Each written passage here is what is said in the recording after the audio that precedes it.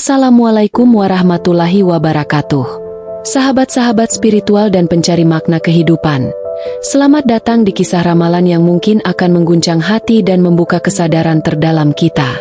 Cerita ini bukan untuk diyakini sepenuhnya, melainkan untuk direnungi. Karena bisa jadi ini hanyalah sebuah legenda, atau mungkin pula sebuah kebenaran tersembunyi yang hanya akan terungkap di waktu yang telah ditentukan. Sebelum kita mulai, jangan lupa subscribe, like, dan bagikan kisah ini agar lebih banyak jiwa tercerahkan dan mampu mengambil hikmah dari setiap lembar cerita yang menggetarkan. Mari kita mulai perjalanan ini. Di balik sunyi malam, ketika kabut menggantung di antara gunung dan lembah, ada suara yang dipercaya hanya terdengar oleh jiwa-jiwa terpilih. Suara itu bukan berasal dari bumi, melainkan dari lapisan langit yang paling halus, tempat di mana para penjaga wahyu menyimpan rahasia masa depan. Dalam ramalan kuno yang ditulis di lontar-lontar Jawa, disebutkan bahwa akan datang seorang manusia yang membawa ilmu pamungkas, sebuah ilmu yang tak bisa dipelajari di perguruan tinggi manapun, tak bisa diwariskan melalui kitab, dan tak bisa ditiru dengan ritual apapun. Ilmu itu hanya muncul dari jiwa yang telah mencapai keseimbangan sempurna antara dunia dan akhirat. Konon, ketika Satrio Piningit memperoleh ilmu itu, bumi akan bergetar bukan karena marah, tetapi karena menyambut lahirnya kesadaran baru manusia. Alam seolah tunduk, air berhenti bergejolak, dan angin membawa wangi bunga yang tidak pernah ada sebelumnya. Namun apa sebenarnya ilmu pamungkas itu? Apakah ia semacam kekuatan gaib yang bisa memindahkan gunung? Ataukah hanya sekadar simbol kebijaksanaan dan kasih sayang yang mampu menundukkan hati manusia tanpa senjata? Beberapa peramal mengatakan bahwa ilmu itu disebut ilmu nur sejati, yang membuat seseorang mampu melihat kebenaran di balik semua topeng dunia. Dengan ilmu itu, Satrio tidak akan berperang dengan pedang, melainkan dengan cahaya kesadaran yang menembus kebohongan dan kezaliman. Yang menarik, dalam banyak tafsir ramalan Jayabaya dan Sabdo Palon, disebutkan bahwa ilmu ini bukan hasil latihan, tapi hasil penderitaan. Bahwa sang Satrio akan menempuh jalan panjang penuh luka, kehilangan, dan pengkhianatan, hingga akhirnya hatinya menjadi sebening embun pagi. Dari situlah cahaya pamungkas turun. Dari keikhlasan yang lahir setelah semua kepedihan manusia dilalui. Dan konon, saat ilmu itu menyatu dengan jiwanya, seluruh jagat akan merasakan getarannya. Bukan getar gempa, tetapi getar kesadaran, yang membuat banyak orang tiba-tiba menangis tanpa sebab, merasa rindu tanpa tahu kepada siapa, dan ingin kembali kepada Sang Pencipta tanpa diminta. Namun, apakah benar sosok itu telah lahir? Ataukah ini hanya dongeng lama yang disampaikan turun-temurun agar manusia tetap berharap pada datangnya pembawa cahaya? Hingga kini tak ada yang benar-benar tahu. Sebagian mengatakan Satrio itu sudah berjalan di tengah kita, berwujud biasa, sederhana, tanpa kemegahan. Sebagian lagi berkata, ia belum lahir, dan baru akan muncul ketika dunia benar-benar diambang kehancuran. Ramalan ini menggantung di udara, seperti kabar dari masa depan yang belum mau terungkap. Yang pasti, jika ilmu pamungkas Satrio Piningit benar-benar bangkit, maka bukan hanya Indonesia, tapi seluruh jagat akan merasakan gemanya. Malam itu langit tampak murung. Bintang-bintang seperti enggan menampakkan diri, seolah mereka tahu ada rahasia besar yang sedang dijaga oleh kegelapan. Dalam keheningan yang begitu dalam, lahirlah satu cahaya kecil, bukan dari matahari, bukan dari api, tapi dari jiwa manusia yang telah hancur dan disembuhkan oleh penderitaan. Dalam ramalan-ramalan tua, disebutkan bahwa ilmu pamungkas Satrio Piningit tak mungkin turun kepada jiwa yang masih dipenuhi kesombongan.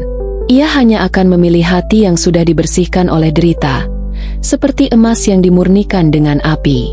Karena itulah, jalan hidup sang Satrio selalu diwarnai oleh ujian yang nyaris tak masuk akal. Ia akan dijauhkan dari kemuliaan, dijatuhkan dari kehormatan, disalahpahami oleh orang-orang yang seharusnya mengerti. Namun justru dari sana, cahaya sejati lahir. Bukan dari kemenangan, tapi dari kekalahan yang diterima dengan sabar. Dalam satu lontar kuno disebutkan begini, yang akan membawa terang bukanlah orang yang tak pernah jatuh, tetapi ia yang tetap bangkit meski telah hancur berkali-kali. Dan disitulah rahasia terbesar ilmu pamungkas bermula, ketika cahaya lahir dari gelap, ketika hati manusia yang remuk redam menjadi wadah bagi kebijaksanaan ilahi.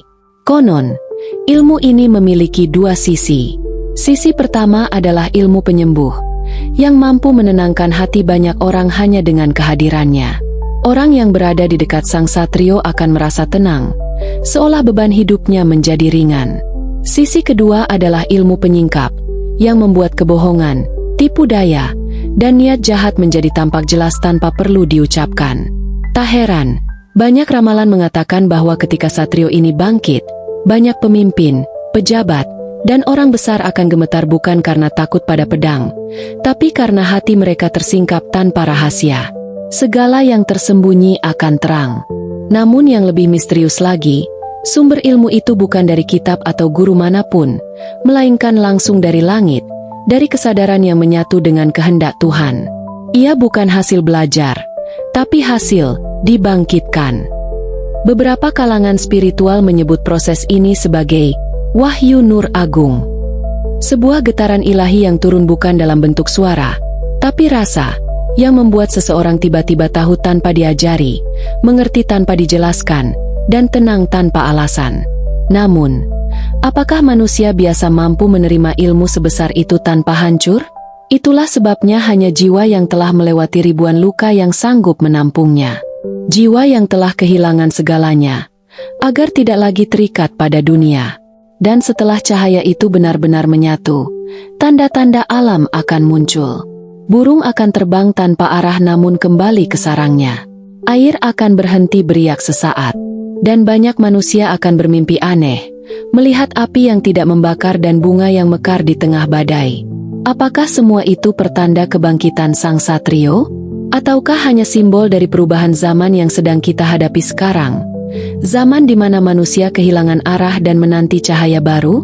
Tak ada yang tahu pasti. Namun satu hal yang diyakini para penafsir ramalan, setiap zaman kelam akan selalu melahirkan terang. Dan mungkin, saat ini, terang itu sedang bersiap lahir dari kegelapan yang kita lihat setiap hari. Dalam kitab-kitab ramalan tua yang hanya dibacakan pada malam tertentu, disebutkan bahwa ketika Satrio Piningit telah sempurna menerima ilmu pamungkas, maka akan muncul tanda-tanda yang menggetarkan seluruh jagat. Bukan hanya di langit dan bumi, tetapi juga di dalam hati manusia. Kekuatan itu bukan berupa badai, bukan pula petir yang membelah langit. Ia hadir dalam bentuk getaran kesadaran, yang merambat dari satu jiwa ke jiwa lain, seperti ombak yang tak terlihat namun mampu mengubah seluruh arus kehidupan. Konon, ketika Satrio Piningit mulai dibangkitkan, langit akan menampakkan gejala aneh, bulan tampak lebih dekat, suara angin terdengar seperti bisikan doa, dan banyak orang akan mengalami mimpi serupa di waktu yang sama. Mimpi tentang cahaya putih yang turun ke bumi dan membakar segala kegelapan di dada manusia. Namun, apa sebenarnya bentuk ilmu pamungkas itu? Sebagian mengatakan, kekuatan ini adalah ilmu penggetar jagat, yang mampu mengubah nasib bangsa hanya melalui getaran batin. Ia tidak berbicara dengan kata-kata, tetapi dengan energi. Sebuah kekuatan spiritual yang menembus batas ruang dan waktu, hingga para leluhur pun terbangun dari alam gaib mereka. Ramalan Jayabaya menyebutkan, bumi akan bergetar bukan oleh senjata, melainkan oleh getaran hati seorang manusia yang membawa nur sejati. Ilmu itu tidak untuk menyerang, tetapi untuk menyadarkan. Ia menggetarkan bukan agar manusia takut, tetapi agar manusia kembali pada kebenaran. Beberapa peneliti spiritual percaya, getaran itu akan terasa bahkan oleh hewan dan tumbuhan. Burung-burung akan terbang tanpa rasa takut di tengah badai, pohon-pohon akan berbunga di luar musim, dan anak-anak kecil akan berbicara hal-hal bijak yang tidak pernah mereka pelajari. Semuanya hanyalah tanda bahwa alam pun tunduk pada getaran kasih sejati yang dibawa oleh sang satrio. Namun, kekuatan sebesar itu tidak datang tanpa beban. Satrio Piningit, dalam ramalan-ramalan kuno, digambarkan sering menanggung kesakitan luar biasa. Rohnya menanggung beban jagat, menyeimbangkan antara kekuatan gelap dan terang, agar dunia tidak hancur sebelum waktunya. Ia tidak tidur nyenyak, karena setiap malam jiwanya berkelana antara dunia manusia dan alam arwah. Dan yang paling aneh, Banyak yang percaya bahwa Satrio tidak pernah sadar sepenuhnya bahwa ia adalah Satrio. Karena jika ia menyadarinya terlalu cepat, dunia akan berguncang sebelum waktunya. Ia hidup sederhana, berbaur dengan rakyat, mungkin saja sedang berjalan di antara kita, tanpa disadari siapapun. Lalu muncul pertanyaan besar. Apakah getaran itu benar-benar ada? Atau hanya mitos yang dibesar-besarkan? Apakah mungkin seorang manusia membawa frekuensi spiritual yang mampu mengguncang semesta? Para skeptis menyebutnya hayalan. Namun, para pencari kebenaran percaya bahwa setiap doa, setiap niat tulus, memang memiliki energi.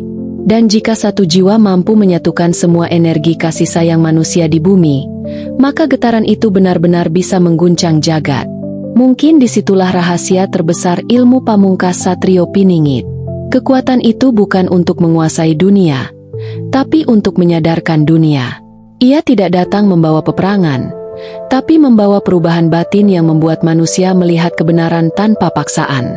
Dan ketika getaran itu mulai terasa, bumi akan diam sesaat.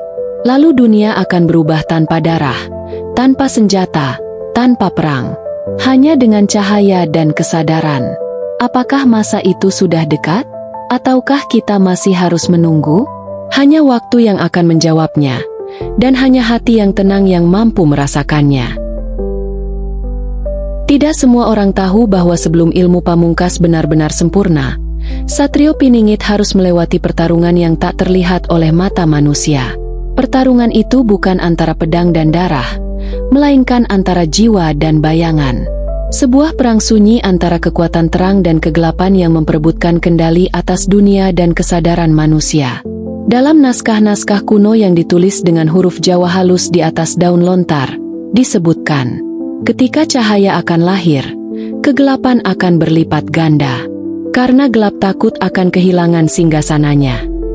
Ramalan itu menjadi isyarat bahwa sebelum Satrio Piningit menunjukkan cahaya sejatinya, dunia akan berada dalam masa paling gelap.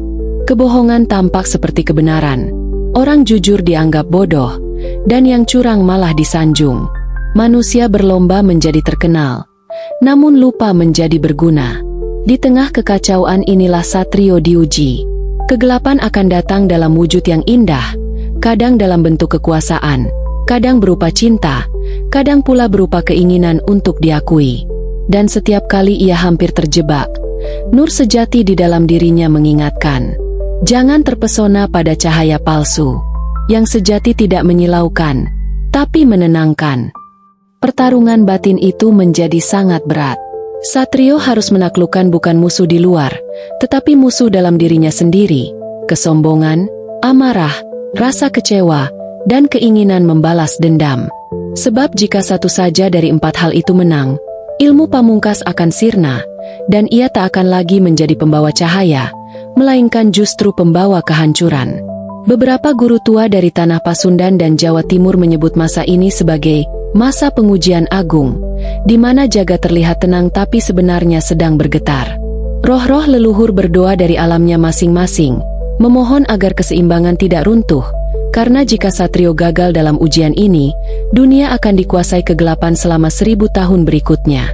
Namun, bagaimana kegelapan itu menyerang? Bukan dengan pedang, melainkan dengan rasa putus asa. Dengan bisikan halus yang membuat manusia kehilangan harapan dan menyangka bahwa Tuhan telah meninggalkan mereka. Padahal, dalam keheningan itulah sebenarnya cahaya sedang tumbuh, seperti benih yang menunggu waktu untuk menembus tanah. Satrio yang sejati tidak akan melawan dengan marah. Ia akan diam. Ia akan memilih jalan sunyi, berdoa di tempat yang tak diketahui siapapun, menyembuhkan bumi dengan doa dan kesabaran. Sebab ia tahu, cahaya tidak pernah bertarung melawan gelap. Ia hanya hadir, dan gelap pun lenyap dengan sendirinya. Dan ketika keseimbangan itu tercapai, bumi akan bernafas lega. Gunung tak lagi murka, laut menjadi jernih, dan manusia akan merasakan kedamaian yang belum pernah mereka kenal sebelumnya. Namun, sampai hari itu tiba, pertarungan masih berlangsung, bukan hanya di dalam diri sang Satrio, tapi juga di dalam diri setiap manusia. Karena sesungguhnya, setiap manusia menyimpan sedikit cahaya Satrio di dalam dirinya. Yang membedakan hanyalah siapa yang mau menjaganya dari kegelapan dunia. Dan mungkin, hanya mungkin, Satrio Piningit yang sejati bukanlah satu orang. Bisa jadi, ia adalah kesadaran kolektif manusia yang telah lelah dengan kegelapan dan akhirnya memutuskan untuk menjadi terang bersama. Apakah itu makna sebenarnya dari ramalan ini? Atau kita masih menunggu satu sosok yang akan bangkit di waktu yang telah dijanjikan? Pertanyaan itu masih menggantung di antara langit dan bumi. Subuh itu datang dengan keheningan yang tak biasa. Udara terasa berat namun damai, seolah bumi baru saja melewati badai besar yang tak kasat mata. Dalam sunyi itu, terdengar getaran halus, bukan suara, bukan bunyi, tapi rasa yang mengalir ke dalam jiwa manusia di seluruh penjuru negeri. Banyak orang tiba-tiba meneteskan air mata tanpa tahu sebabnya. Ada yang berdoa dengan sungguh-sungguh untuk pertama kalinya setelah sekian lama lalai. Ada pula yang memeluk musuhnya, seolah menyadari bahwa kebencian tak lagi punya tempat di dunia yang sedang disembuhkan. Itulah tanda awal yang dalam ramalan disebut sebagai kebangkitan terang. Bukan kebangkitan fisik, melainkan kebangkitan batin manusia, yang menyadari bahwa kekuatan sejati tidak pernah berada di tangan atau senjata, tetapi di dalam hati yang telah diterangi oleh kasih.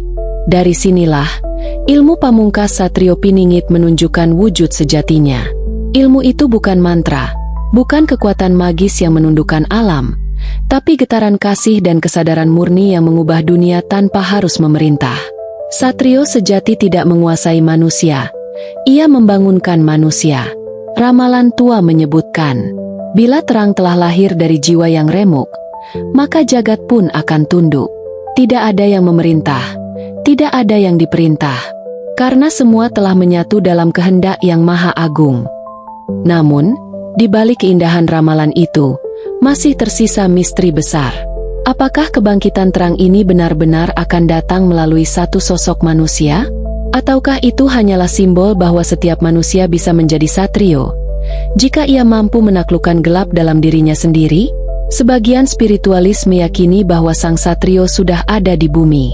Ia tidak mengenakan mahkota, tidak duduk di singgasana, tidak dikenal oleh dunia. Ia hidup sederhana, mungkin di pelosok desa, mungkin di kota, bahkan mungkin seseorang yang setiap hari kita jumpai tanpa menyadari siapa dia sebenarnya. Karena kekuatannya bukan untuk ditunjukkan, tapi untuk dijaga sampai waktunya tiba.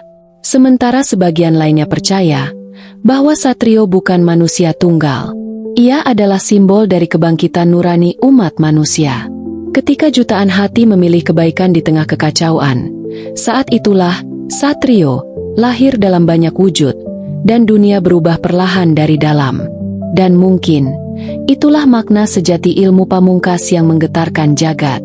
Bahwa getaran itu bukan berasal dari satu orang, melainkan dari kesadaran bersama yang telah terhubung dengan sumber cahaya tertinggi. Ketika manusia berhenti mencari penyelamat di luar dirinya, dan mulai menemukan Tuhan di dalam dirinya sendiri, pada akhirnya, ramalan ini menutup dengan kalimat yang menimbulkan renungan dalam. Jika engkau mencari satrio, carilah di dalam hatimu sendiri. Sebab bila terang telah menyala di sana, maka seluruh jagat pun akan bergetar dalam damai. Apakah ini sekadar cerita legenda yang diwariskan nenek moyang? Ataukah benar sebuah firasat masa depan yang menunggu waktu untuk terwujud? Tak ada yang tahu pasti. Yang jelas, pesan dari ramalan ini sederhana namun mendalam. Cahaya itu nyata, tapi hanya akan tampak bagi hati yang tenang. Dan mungkin, kebangkitan itu tidak akan datang dari langit, melainkan dari dalam diri setiap manusia yang telah siap menjadi bagian dari terang itu sendiri.